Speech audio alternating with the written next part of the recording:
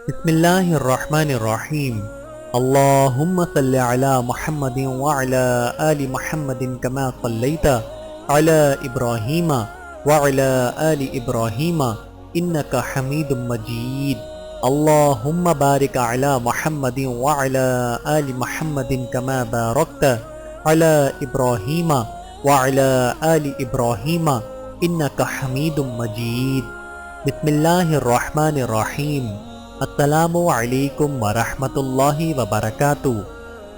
سیرت نبویہ، خاندان و نسب۔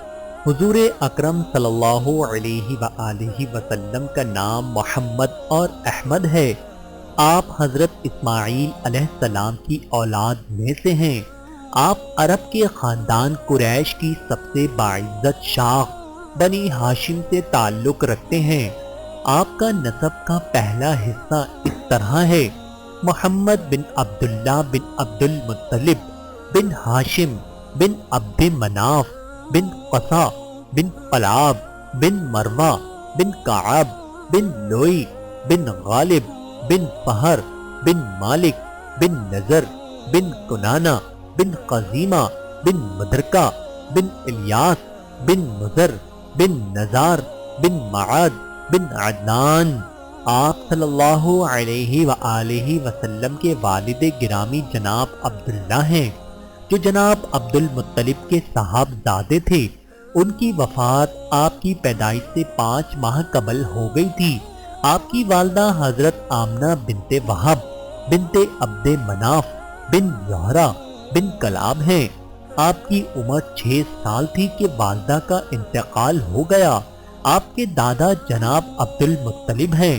آپ کی عمر 8 سال تھی کہ دادا کی وفات ہو گئی۔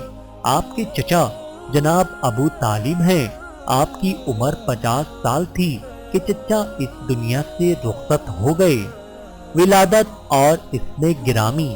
آپ کی پیدائش مکہ المکرمہ میں عام الفیل میں، یعنی ہاتھیوں کے سال، یعنی جس سال ابرہہ ہاتھیوں کے لشکر کے ساتھ خانہ کعبہ کو ڈھانے آیا تھا اور ناکام ہوا تھا، اس واقعے کے 55 دن بعد بتاریخ 9 یا 12 ربیع الاول بمطابق 20 اپریل 571 میں بروز دوشنبہ بق صبح صادق آپ کے چچا جناب ابو طالب کے مکان میں ہوئی۔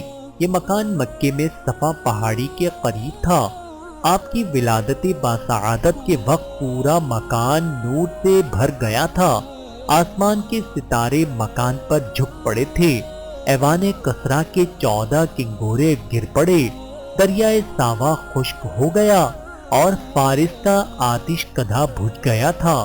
آپ صلی اللہ علیہ وآلہ وسلم پیدائش کے وقت انتہائی صاف ستھرے اور پاکیزہ تھے۔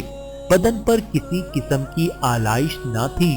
آپ کے دادا عبد المطلب نے آپ کا نام محمد اور آپ کی والدہ حضرت آمنہ نے آپ کا نام احمد رکھا۔ آپ کے یہ 2 نام بہت مشہور ہیں۔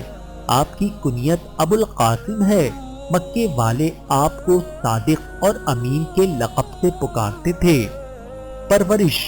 آپ صلی اللہ علیہ وآلہ وسلم کی پیدائش کے بعد کچھ دن تک تو آپ کی والدہ حضرت آمنہ نے دودھ پلایا، پھر آپ کے چچا ابو لہب کی آزاد کردہ باندی صوبیہ نے چند دن دودھ پلایا، اور پھر قبلہ بنو سعد کی معزز خاتون حضرت حلیمہ سعدیہ رضی اللہ تعالی عنہا مستقل پرورش کے لیے آپ کو اپنے ہاں لے آئیں اور دودھ پلایا۔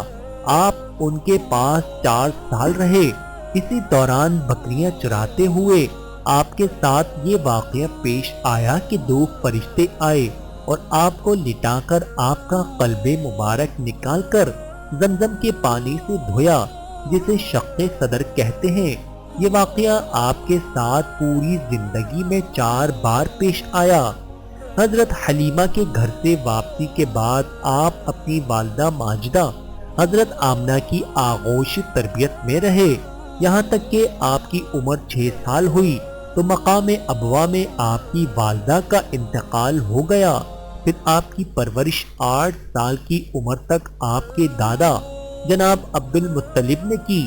پھر یہ سعادت آپ کے چچا جناب ابو طالب کے حصے میں آئی، یہاں تک کہ آپ کی عمر 25 سال ہوئی تو حضرت خدیجہ رضی اللہ تعالی عنہا سے نکاح ہوا۔ آپ کے چچا اور پھوپھیاں آپ صلی اللہ علیہ وآلہ وسلم کے 13 چچا شمار کیے گئے ہیں۔ نمبر 1 حضرت حمزہ، نمبر 2 حضرت عباس، نمبر 3 الحارث، نمبر 4 ابو طالب، نمبر 5 ابو لہب، نمبر 6 الزبیر، نمبر 7 عبد الکعبہ، نمبر 8 زرار، نمبر 9 قسم، نمبر 10 المقوم، نمبر 11 الغیرہ حجل، نمبر 12 القیدان، نمبر 13 القوام۔ پھوپیاں 6 ہیں۔ نمبر 1 صفیہ، نمبر 2 عاتقہ، نمبر 3 برہ، نمبر 4 عروہ، نمبر 5 امیمہ، نمبر 6 ام حکیم بیضہ۔ ان میں حضرت حمزہ، حضرت عباس، حضرت صفیہ، حضرت عاتقہ اور حضرت عروہ نے اسلام قبول کیا ہے۔ خود آپ صلی اللہ علیہ وآلہ وسلم اکلوتے تھے، آپ کے کوئی بھائی بہن نہ تھے۔ آپ کی بیویاں آپ صلی اللہ علیہ وآلہ وسلم کی بیویاں امہات المؤمنین تمام اہل ایمان کی مائیں ہیں۔ ان کی تعداد 11 ہے۔ نمبر 1 حضرت خدیجہ بنت خولید رضی اللہ تعالی عنہا، 25 سال کی عمر میں آپ کا ان سے نکاح ہوا۔ اس وقت حضرت خدیجہ کی عمر 40 سال تھی۔ ان کے بطن سے آپ کی 4 صاحبزادیاں حضرت زینب اور رقیہ، ام کلثوم اور فاطمہ اور 2 صاحبزادے حضرت قاسم اور عبداللہ پیدا ہوئے۔ وہ 25 سال آپ کے نکاح میں رہیں۔ 65 سال کی عمر میں ہجرت سے 3 سال قبل مکے میں ان کی وفات ہوئی۔ ان کے علاوہ کسی اور بیوی کے بطن سے آپ کی کوئی اولاد نہیں ہوئی۔ نمبر 2 حضرت سودا بنت زمعہ رضی اللہ تعالی عنہا، حضرت خدیجہ رضی اللہ تعالی عنہا کی زندگی میں آپ نے کوئی دوسرا نکاح نہیں فرمایا۔ حضرت خدیجہ کی وفات کے بعد ہجرت سے 3 سال قبل آپ نے حضرت سودا سے نکاح فرمایا۔ 23 ہجری میں حضرت عمر کے دور خلافت میں مدینہ منورہ میں ان کا انتقال ہوا۔ نمبر 3 حضرت عائشہ رضی اللہ تعالی عنہا، نبوت کے 10ویں سال مکہ مکرمہ میں آپ نے ان سے نکاح فرمایا۔ اس وقت ان کی عمر 6 سال تھی۔ ہجرت کے 8 ماہ بعد سن 1 ہجری میں رخصتی ہوئی۔ اس وقت ان کی عمر 9 سال تھی۔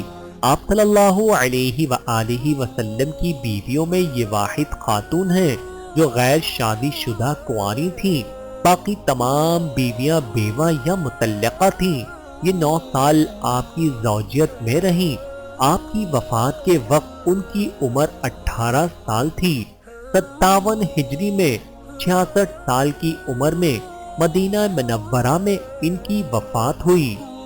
نمبر 4 حضرت حفصہ رضی اللہ تعالی عنہا، 3 ہجری میں آپ صلی اللہ علیہ وآلہ وسلم نے ان سے ان کے سابق شوہر کی وفات کے بعد نکاح کیا۔ 60 سال کی عمر میں 45 ہجری میں ان کی وفات مدینہ منورہ میں ہوئی۔ نمبر 5 حضرت زینب بنت خزیمہ ام المساکین، 3 ہجری میں آپ نے ان سے 500 درہم مہر پر نکاح کیا۔ نکاح کو 2 یا 3 ماہ گزرے تھے کہ ان کا انتقال ہو گیا۔ اس وقت ان کی عمر 30 سال تھی۔ آپ نے خود ان کی نماز جنازہ پڑھائی۔ نمبر 6 حضرت ام سلمہ رضی اللہ تعالی عنہا، شوال 4 ہجری میں آپ نے ان سے نکاح کیا۔ 84 سال کی عمر میں 58 ہجری میں ان کی وفات ہوئی۔ ازواج مطہرات میں سب سے آخر میں وفات پانے والی خاتون یہی ہیں۔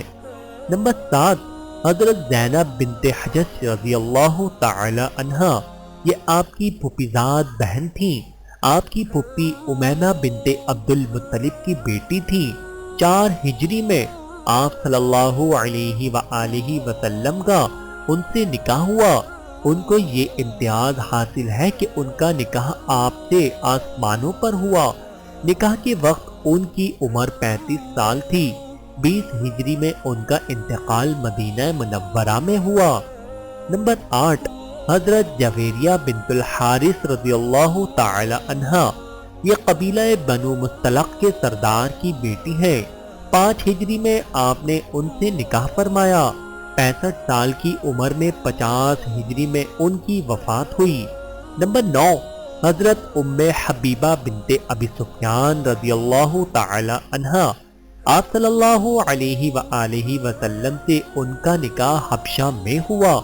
نجاشی بادشاہ نے یہ نکاح کیا۔ 400 دینار مہر بھی بادشاہ نے اپنی طرف سے دیا۔ 74 سال کی عمر میں 44 ہجری میں ان کی وفات ہوئی۔ نمبر 10، حضرت صفیہ بنت حی رضی اللہ تعالی عنہا۔ قبیلہ بنو نذیر کے سردار کی بیٹی ہیں۔ غزوہ خیبر میں قیدی بن کر آئیں۔ آپ صلی اللہ علیہ وآلہ وسلم نے آزاد کر کے نکاح فرمایا۔ رمضان 50 ہجری میں وفات ہوئی۔ نمبر 11، حضرت میمونہ بنت الحارث رضی اللہ تعالی عنہا۔ ذیقعد 7 ہجری میں مقام صرف میں آپ صلی اللہ علیہ وآلہ وسلم نے ان سے نکاح فرمایا۔ اسی مقام پر 51 ہجری میں ان کی وفات بھی ہوئی۔ یہ آپ صلی اللہ علیہ وآلہ وسلم کی آخری بیوی تھی۔ ان کے بعد آپ نے کسی اور خاتون سے نکاح نہیں فرمایا۔ اولاد، صاحبزادے، رسول اللہ صلی اللہ علیہ وآلہ وسلم کے 3 صاحبزادے تھے۔ نمبر 1، حضرت قاسم جو بچپن ہی میں انتقال فرما گئے۔ حضرت عبداللہ جن کا لقب طیب بھی تھا اور طاہر بھی، شیر خوارگی کی حالت میں مکے میں انتقال فرما گئے۔ یہ دونوں حضرت خدیجہ رضی اللہ تعالی عنہا کے بطن سے تھے۔ نمبر 3، حضرت ابراہیم، یہ بھی بچپن میں 8 ہجری میں مدینے میں وفات پا گئے۔ صاحبزادیاں، نمبر 1، حضرت زینب، ان کا نکاح حضرت ابو العاص سے ہوا۔ نمبر 2، حضرت رقیہ، ان کا نکاح حضرت عثمان غنی سے ہوا۔ نمبر 3، حضرت ام کلثوم، حضرت رقیہ کی وفات کے بعد ان کا نکاح حضرت عثمان سے ہوا۔ نمبر 4، حضرت فاطمہ، ان کا نکاح حضرت علی کرم اللہ وجہہ سے ہوا۔ یہ چاروں صاحبزادیاں حضرت خدیجہ رضی اللہ تعالی عنہا کے بطن سے تھیں۔ حضرت فاطمہ رضی اللہ تعالی عنہا کی وفات آپ صلی اللہ علیہ وآلہ وسلم کی وفات کے 6 ماہ بعد ہوئی۔ باقی تمام اولاد کی وفات آپ کی حیات ہی میں ہو گئی تھی۔ نبوت و رسالت اور دعوت، 40 سال کی عمر میں ماہ ربیع الاول میں بروز دوشنبہ مکہ المکرمہ کے غار حرا میں آپ صلی اللہ علیہ وآلہ وسلم کو نبوت عطا کی گئی۔ 1,24,000 انبیاء کے قافلے میں آپ صلی اللہ علیہ وآلہ وسلم سب سے آخری اور سب سے افضل نبی ہیں۔ قرآن کے 30ویں پاری کی سورۃ العلق کی ابتدائی 5 آیات حضرت جبرائیل علیہ السلام کے ذریعے پہلی وحی کے طور پر نازل ہوئی۔ نبوت سے پہلے بھی آپ غار حرا میں جا کر کئی دن تک قیام کرتے تھے اور اللہ کو یاد کرتے تھے۔ پہلی وحی کے اترنے کے بعد آپ پر گھبراہٹ طاری ہوئی۔ آپ فوراً گھر آئے اور اپنی بیوی حضرت خدیجہ سے کمبل اڑھانے کے لیے کہا۔ حضرت خدیجہ کو پوری داستان سنائی۔ انہوں نے آپ کو تسلی دی، اللہ آپ کو ہرگز ضائع نہیں کرے گا، اس لیے کہ آپ دوسروں کے کام آتے ہیں، غریبوں، بے سہاروں، ناداروں کی مدد کرتے ہیں۔ پھر آپ صلی اللہ علیہ وآلہ وسلم کو لے کر اپنے چچزاد بھائی حضرت ورقہ بن نوفل کے پاس گئیں، جو حق کے صحیح عقیدے پر قائم تھے اور آسمانی کتابوں کے بڑے عالم تھے۔ انہوں نے آپ کی باتیں بغور سننے کے بعد کہا کہ یہ وہی فرشتہ ہے جسے اللہ تعالیٰ نے حضرت موسیٰ علیہ السلام کے پاس بھیجا تھا۔ کاش میں اس وقت طاقتور اور جوان ہوتا، کاش میں اس وقت تک زندہ رہتا جب آپ کی قوم آپ کو مکے سے نکالے گی۔ پھر آپ عقیدہ برحق کی دعوت کے اپنے مشن میں لگ گئے۔ 3 سال تک خفیہ دعوت کا کام کیا، پھر نبوت کے چوتھے سال علل اعلان دعوتی عمل کا آغاز فرما دیا۔ آپ نے سب سے پہلے اپنی شریک حیات حضرت خدیجہ کو دعوت اسلام دی۔ خواتین میں سب سے پہلے انہوں نے اسلام قبول کیا۔ آزاد مردوں میں سب سے پہلے حضرت ابو بکر نے، غلاموں میں سب سے پہلے حضرت زید بن حارثہ نے، بچوں میں سب سے پہلے حضرت علی نے اسلام قبول کیا۔ ابتدائی دور میں مسلمانوں کی تعداد بہت کم تھی، یہ پہاڑ کی گھاٹی پر جا کر عبادت کرتے تھے۔ نبوت کے چوتھے سال علل اعلان دعوت کا کام شروع ہونے پر لوگ آپ کے اور مسلمانوں کے سخت مخالف بن گئے۔ ہر طرح سے آپ کو ستایا گیا۔ آپ مکے کے قریب طائف بھی تشریف لے گئے اور دعوت پیش کی، مگر وہاں آپ کے ساتھ بہت برا سلوک کیا گیا۔ آپ پر پتھروں کی بارش برسائی گئی، یہاں تک کہ آپ لہو لہان ہو گئے، لیکن اس کے باوجود آپ نے بد دعا نہیں کی بلکہ دعائے خیر کرتے رہے۔ آپ کے چچا ابو طالب نے غیر مسلم ہونے کے باوجود آپ کا بہت تعاون کیا اور آپ کے لیے آڑ بنے رہے۔ شعیب ابی طالب، آپ کی زندگی کا ایک اہم واقعہ شعیب ابی طالب میں محصور کیا جانا ہے۔ نبوت کے 7ویں سال آپ کا اور آپ کے خاندان کا اجتماعی بائیکاٹ کر دیا گیا۔ آپ اپنے چچا، اہل قرابت اور صحابہ کے ساتھ شعیب ابی طالب میں نظر بند رہے۔ 3 سال تک یہ سلسلہ رہا۔ اس دوران بڑی تنگی کی زندگی گزری۔ گھاٹی سے نکلنے کے چند دنوں بعد پہلے آپ کے چچا ابو طالب کا، پھر اس کے 3 دن بعد آپ کی بیوی حضرت خدیجہ کا انتقال ہوا۔ آپ پر اس کا بہت صدمہ ہوا، اس لیے اس سال کو عام الحزن یعنی غم کا سال بھی کہتے ہیں۔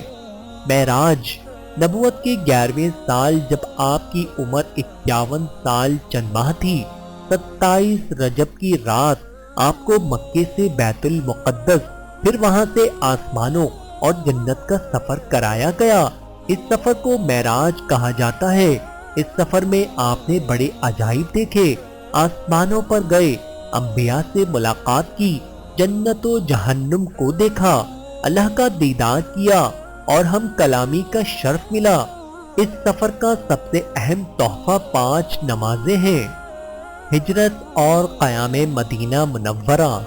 مکے کی زمین مسلمانوں کے لیے تنگ ہو رہی تھی اور ظلم و ستم کی حد ہو چکی تھی۔ کچھ مسلمان پہلے ہی مکہ چھوڑ کر حبشہ جا چکے تھے۔ بالآخر مدینہ ہجرت کا حکم آیا اور مسلمان مدینہ ہجرت کرنے لگے۔ نبوت کے 13ویں سال آپ نے حضرت ابوبکر کے ساتھ ہجرت کا سفر شروع کیا۔ غار ثور میں 3 دن قیام رہا۔ اللہ نے عجیب طریقے سے آپ کی حفاظت کی۔ اللہ کے حکم سے مکڑی نے جالا تن دیا اور کبوتری نے انڈے دے دیے۔ تلاش کرنے والے وہاں آ گئے تو مکڑی کا جالا اور کبوتری کے انڈے دیکھ کر ان کو یقین ہو گیا کہ یہاں کوئی نہیں ہے۔ پھر آپ 8 ربیع الاول 14 نبوی یعنی یکم ہجری مطابق 23 ستمبر 622 بروز پیر قبا پہنچے۔ وہاں مسجد قبا کی بنیاد رکھی، قبا میں 4 دن قیام کیا، پھر مدینہ تشریف لائے اور حضرت ابو ایوب انصاری رضی اللہ تعالی عنہ کے گھر مہمان ہوئے۔ مدینے میں آپ کا پرتپاک استقبال کیا گیا۔ مدینے کا نام پہلے یثرب تھا جسے بدل کر مدینہ کر دیا گیا اور آپ کو سب نے اپنا امیر و قائد تسلیم کر لیا۔ مدینہ پہنچ کر آپ نے ایک کام تو مسجد نبوی کی تعمیر کا کیا اور بذات خود اس تعمیر میں حصہ لیا۔ دوسرا کام مہاجرین اور انصار مدینے کے مقیم قبیلہ اوس و خزرج کے مومن باشندوں کے درمیان مواخات یعنی بھائی چارے کا رشتہ قائم کیا۔ تیسرا کام تجارتی منڈی کے قیام کا کیا۔ چوتھا کام یہ کیا کہ یہودیوں اور دیگر قبائل سے پرامن معاہدے کیے۔ غزوہ بدر تاریخ اسلام کی سب سے پہلی جنگ اور غزوہ بدر ہے۔ یہ غزوہ 17 رمضان المبارک 6 ہجری بمطابق 624 مقام بدر میں ہوا، جو مدینے سے 80 میل کے فاصلے پر ہے۔ مسلمانوں کی تعداد 313 اور کفار کی تعداد 1000 تھی۔ مسلمان بے سر و سامانی اور کفار بہت لیس اور تیار تھے۔ اللہ نے مدد فرمائی اور مسلمانوں کو کافروں پر مکمل فتح حاصل ہوئی۔ 70 کافر قتل ہوئے، جن میں ان کا سردار ابو جہل اور بڑے بڑے سردار تھے، اور 70 کافر قید ہوئے، جن کے ساتھ آپ صلی اللہ علیہ وآلہ وسلم نے بہت اچھا سلوک فرمایا۔ جو فدیہ دینے کے قابل تھے ان سے فدیہ لیا گیا، اور جو فدیہ دینے کے قابل نہ تھے اور پڑھنا لکھنا جانتے تھے ان کے ذمے 10 لوگوں کو پڑھانے کا کام لگایا گیا، پھر انہیں آزاد کر دیا گیا۔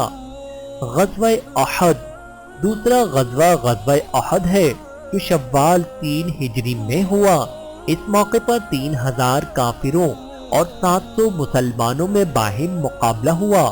آپ نے احد پہاڑ کے ایک کونے پر 50 صحابی مقرر کیے اور تاکید کی کہ یہاں سے نہ ہٹنا۔ ابتدائی مرحلے میں مسلمان غالب اور کفار مغلوب ہوئے۔ کفار بھاگنے لگے تو مسلمان مال غنیمت جمع کرنے میں لگ گئے، اور پہاڑی پر مقرر اکثر صحابہ بھی اپنی جگہ سے ہٹ گئے۔ پہاڑی کی جانب سے کچھ کافروں نے اچانک پھر دعویٰ بول دیا، جس کی وجہ سے بہت سے مسلمان زخمی ہو گئے۔ خود حضور اکرم صلی اللہ علیہ وآلہ وسلم کا چہرہ انور بھی زخمی ہوا۔ اس موقع پر 70 مسلمان شہید بھی ہوئے۔ غزوہ خندق ذیقعدہ 5 ہجری میں غزوہ احزاب واقع ہوا۔ مدینے میں موجود یہودیوں نے مکے کے کفار سے خفیہ ساز باز کی، چنانچہ کفار مکہ نے اپنے اور اپنے اطراف کی 10,000 فوج کے ساتھ مدینے پر چڑھائی کے لیے سفر شروع کر دیا۔ آپ کو یہ خبر ملی تو آپ نے حضرت سلمان فارسی رضی اللہ تعالی عنہ کے مشورے سے مدینے کے ارد گرد خندق کھودنا طے کیا۔ چنانچہ آپ صلی اللہ علیہ وآلہ وسلم نے 3000 صحابہ کے ساتھ 6 دن میں 5 گز گہری خندق تیار کرائی، جس میں آپ صلی اللہ علیہ وآلہ وسلم خود شریک رہے۔ کفار مدینہ پہنچے اور خندق کے اس پار سے پورے مدینے کا محاصرہ کر لیا۔ یہ محاصرہ 15 دن رہا۔ اس دوران مسلمانوں نے فاقے کی پرمشقت زندگی گزاری۔ کفار نے تیر اندازی کی، مسلمانوں نے بھی جواب دیا۔ اللہ نے تیز آندھی کا طوفان کافروں پر مسلط کر دیا۔ بالآخر انہیں ناکام و نامراد واپس لوٹنا پڑا۔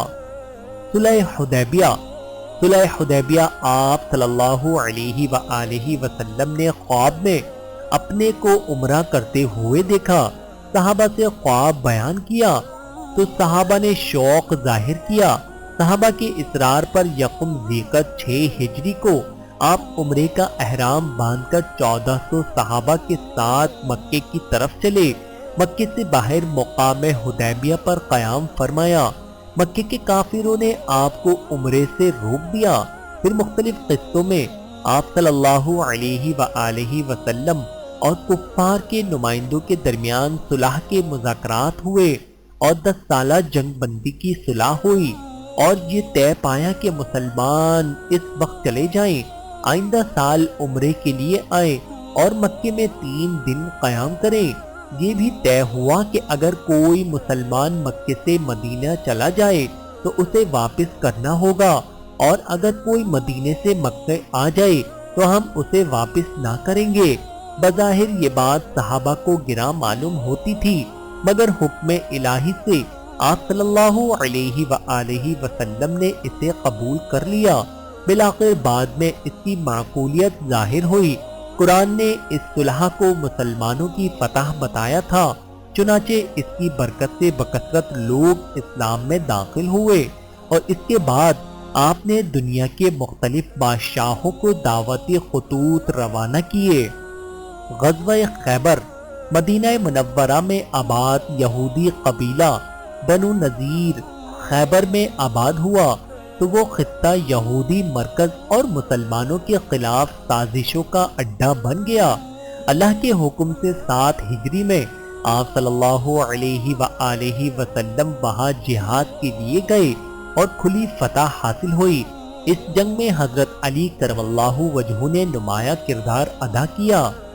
فتح مکہ، قریش نے صلح حدیبیہ کے شرائط و دفعات کی خلاف ورزی کی، بالآخر معاہدہ ٹوٹ گیا۔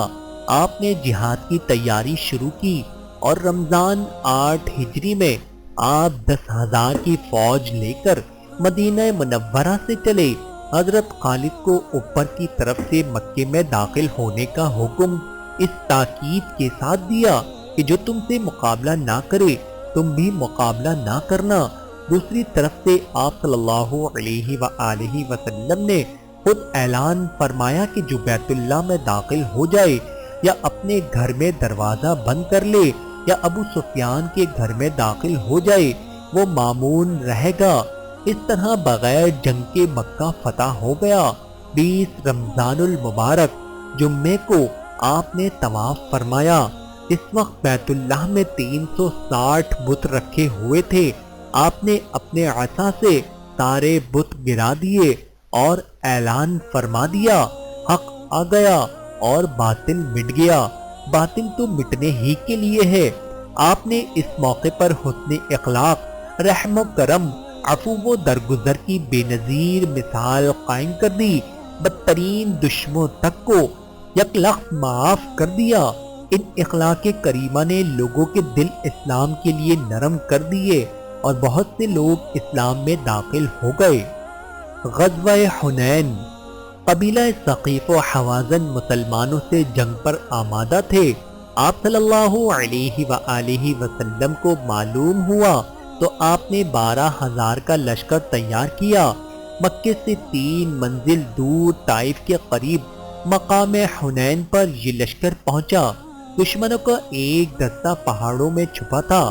وہ یک بارگی مسلمانوں کے اگلے حصے پر ٹوٹ پڑا۔ اگلے حصے میں کچھ مسلمان اپنی کثرت تعداد پر ناز کر رہے تھے۔ اللہ کی طرف سے یہ تنبیہ ہوئی، تھوڑی سی افراتفری ہوئی۔ آپ نے زور سے آواز لگائی، چنانچہ سب کے پیر جم گئے اور جنگ شروع ہو گئی۔ تھوڑی سی دیر میں دشمن پسپا ہو کر بھاگ کھڑے ہوئے اور بہت سارا مال مسلمانوں کے حصے میں آیا۔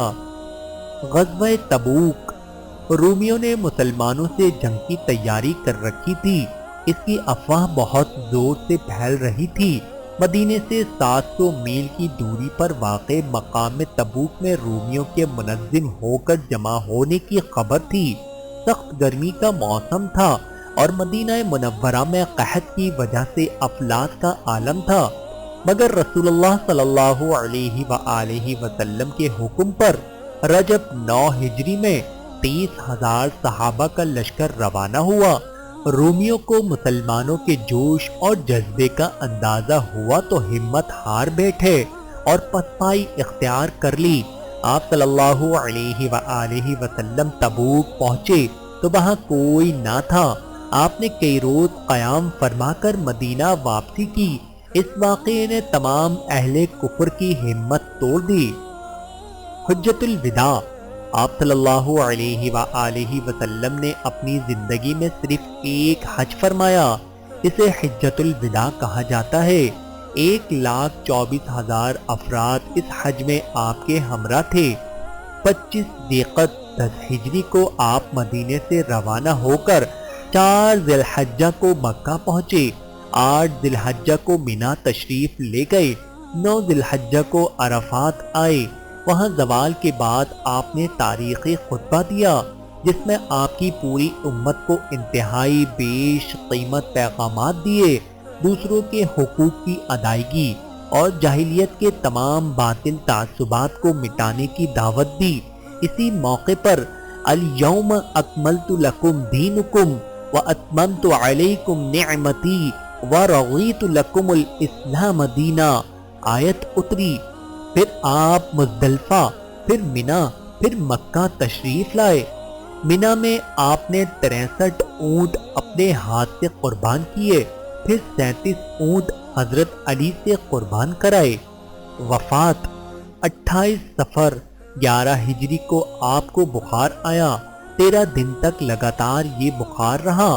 دیگر بیویوں کی اجازت سے آپ حضرت عائشہ صدیقہ رضی اللہ تعالی عنہا کے ہاں مقیم ہو گئے۔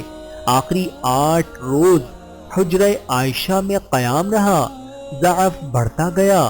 سب سے آخری نماز جو آپ نے مسجد نبوی میں پڑھائی وہ جمعے کی مغرب تھی۔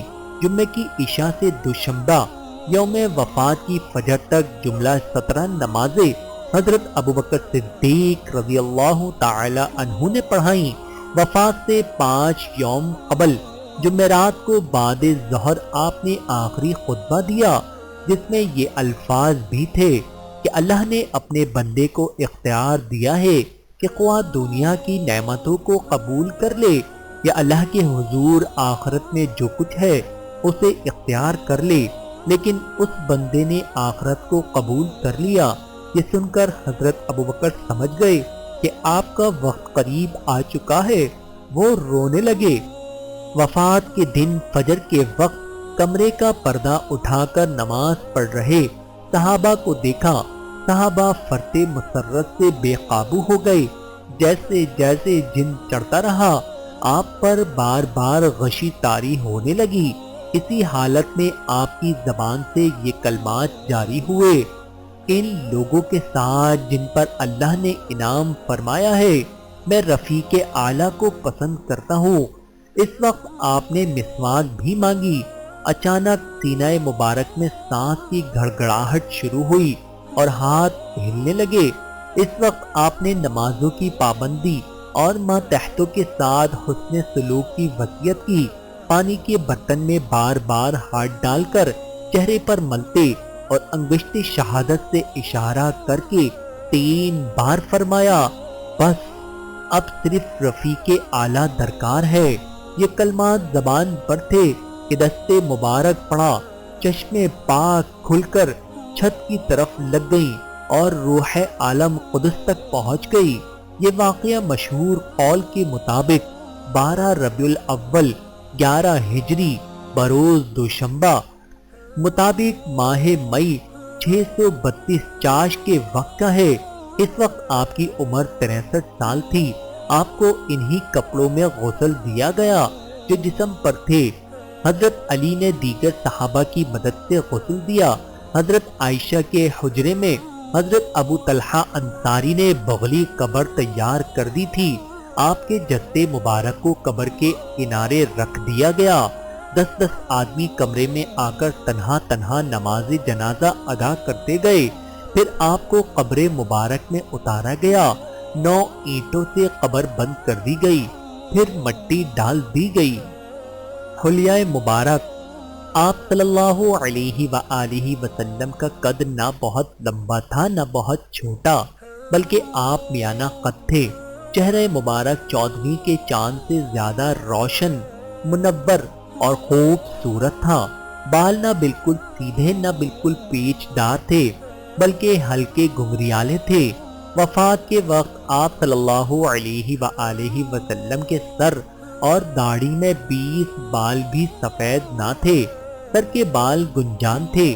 آپ کی مہر نبوت آپ کے دونوں مونڈھوں کے درمیان پشت مبارک پر تھی۔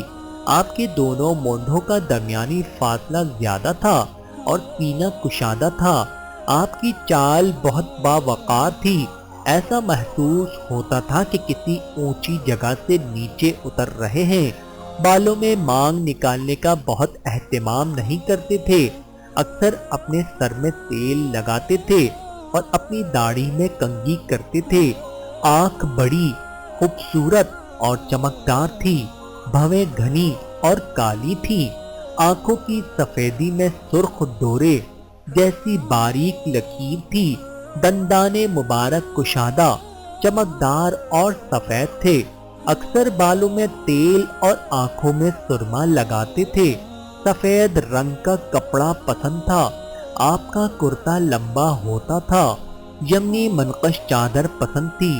آپ کی لنگی نصف پنڈلی تک ہوتی تھی۔ پگڑی باندھنے کا معمول تھا۔ وفات کے وقت آپ کے جسم پر ایک موٹی لنگی اور پیوند لگی چادر تھی۔ کھانا بہت سادہ کھاتے تھے۔ سبزی میں کدو اور گوشت میں دس کا گوشت، اسی طرح سرکہ اور میٹھی ٹھنڈی چیزیں پسند تھیں۔ زور سے نہیں ہنستے تھے بلکہ مسکراتے تھے۔ ہنسی اور دل لگی کی باتیں بھی کبھی کبھی کرتے تھے۔ گفتگو بالکل صاف سمجھ میں آنے والی اور دماغ میں بیٹھ جانے والی ہوتی تھی۔ امت پر آپ کے حقوق۔ نمبر 1، آپ صلی اللہ علیہ وآلہ وسلم کے آخری نبی اور رسول ہونے پر سچا ایمان۔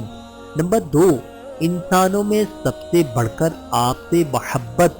نمبر 3، انسانوں میں سب سے زیادہ آپ کا احترام۔ نمبر 4، آپ کی سنت اور طریقے پر مکمل عمل۔ نمبر 5، جب بھی آپ کا نام نامی آئے تو آپ پر درود و سلام۔ درود بہت بڑا حق ہے۔ احادیث میں آتا ہے کہ جو میرا نام آنے پر درود نہ بھیجے وہ بخیل ہے، اور جو میرے اوپر ایک بار درود بھیجتا ہے اللہ اس پر 10 رحمتیں نازل کرتا ہے۔ احادیث میں بہت سارے درود آئے ہیں، مگر سب سے بہتر درود درود ابراہیمی ہے جو نماز کے آخری قاعدے میں پڑھا جاتا ہے۔ وہ یہ ہے، آئیے سب مل کے ساتھ پڑھیں۔ بسم اللہ الرحمن الرحیم۔ اللہم صلی علی محمد وعلی آل محمد کما صلیت علی ابراہیم وعلی آل ابراہیم انک حمید مجید۔ اللہم بارک علی محمد وعلی آل محمد کما بارکت علی ابراہیم وعلی آل ابراہیم انک حمید مجید۔ معجزات۔ نبوت کو ثابت کرنے والے محیر العقول خلاف عادت کا مول کو معجزہ کہا جاتا ہے۔ آپ صلی اللہ علیہ وآلہ وسلم کے بے شمار معجزات ہیں۔ آپ کا سب سے بڑا معجزہ قرآن کریم ہے۔ اس کے علاوہ چند مشہور معجزات یہ ہیں۔ نمبر 1، سفر معراج۔ نمبر 2، چاند کا 2 ٹکڑے ہونا۔